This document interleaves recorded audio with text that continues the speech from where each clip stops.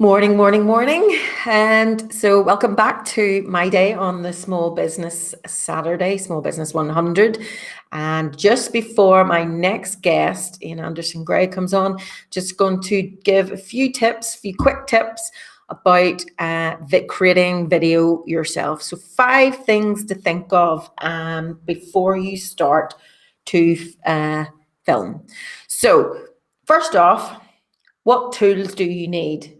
So camera, you can use a phone, camera phone, and then use that on a tripod. You can get any kind of tripod, a wee small one, or a gimbal that allows you to follow without too much distortion of the video. Other selfie sticks, actually really great, gets you a different viewpoint if you are not standing on a ladder.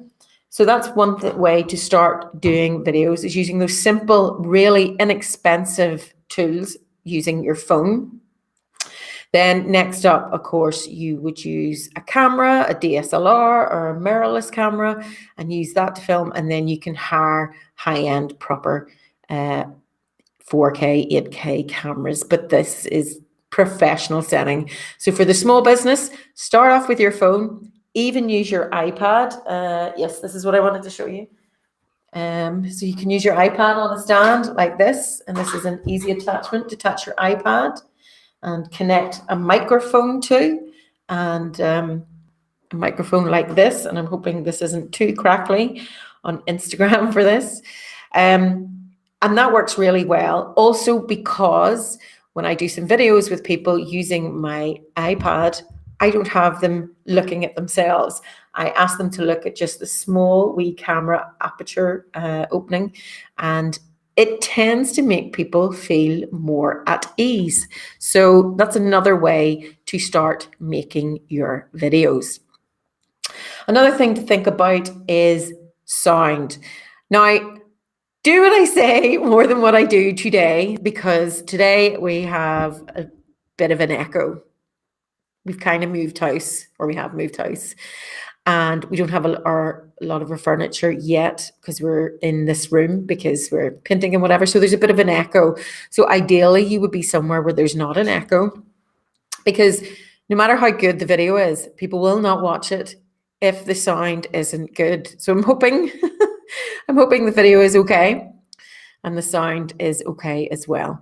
So you can use microphones. So you can get these inexpensive lapel mics, lavalier mics, single. This one is actually a double. You can get sort of fuzzy cap mics, and for some reason it has fallen off the table, but a round mic that you can attach to your phone, your iPad, or your camera, and they would have like a covering on it like this.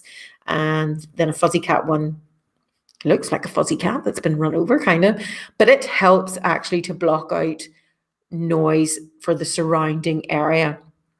There's a lot more in-depth stuff with mics, talking about the different types of mic, whether it's a cardioid mic or an omnidirectional mic, about whether you want to collect all around sound or whether you want to collect just the sound that's straight on. Although when you're doing it, what we traditionally think of a straight on recording of a mic, you're actually off center and the mic would be here. So you have other mics like this wee mic here. You can't really see because of the leads and wires. There's a blue ice ball blue mic. And then there's other ones I have detailed of the gear that I use on my website. And then you have your higher end Rode mics, which I used on my camera when I'm filming properly, as well as wireless mics. So Rode wireless mics are a really good make, and they really increase the sound and quality of your recording and video. So next up, just very quickly got over sound there, would be your lighting. So today, because I am in this room, this room has 3 windows, one massive one in front of me, and I knew it was going to be sunny this morning. So what I've actually done, because of no curtains, is I have put up a screen a material screen, something I use for green screen or white screen for filming background. So I've put it up there because one, it stops the sunlight as it was moving across the sky this morning from causing me to squint. And also because it diffuses the light. It gives a softer light, so it's less harsh, and it also gives a better definition to things. So there you can go more into depth with why you want to have your lighting correct, because it creates mood, it creates definition, it creates depth, it gives a better feel to your video.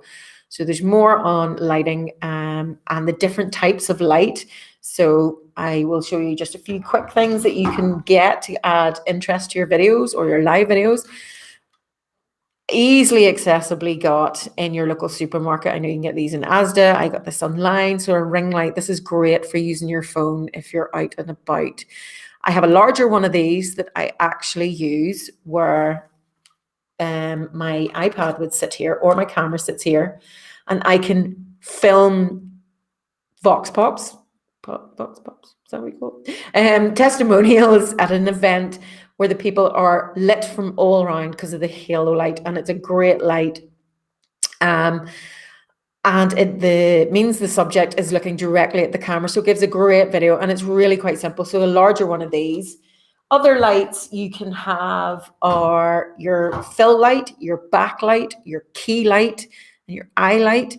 And these are all lights that are located in different ways to light up different aspects and give different feels to your video. So like an eye light lights up the eye, but it gives a bit of life to that maybe straight on video that you're doing of a person. Your fill light would maybe where it's trying to brighten up behind you so that it doesn't look an empty space, and it also gives a sense of depth. It makes your video much more interesting. Your main light is obviously the main light that you use to light the subject, and other lights like that. But there's a few other lights that I want to talk about, and I will then talk about a few more bits and pieces later, like your setup, your framing, things to think about beforehand, your sort of pre-set up, and then we'll go into editing, but we'll talk more about editing with the fantastic Justina. Next up, I'm going to talk to Ian Anderson Gray in a couple of minutes, and we're going to talk about all things live. And he will tell you how this should have been done properly, but his setup, his studio is properly set up, and he does it all the time, whereas live for me is not my main thing. So I hope you've all enjoyed that quick session on camera, lights, sound, and I will come back with pre-setup, post-processing, editing, and some tools as well. So join me shortly.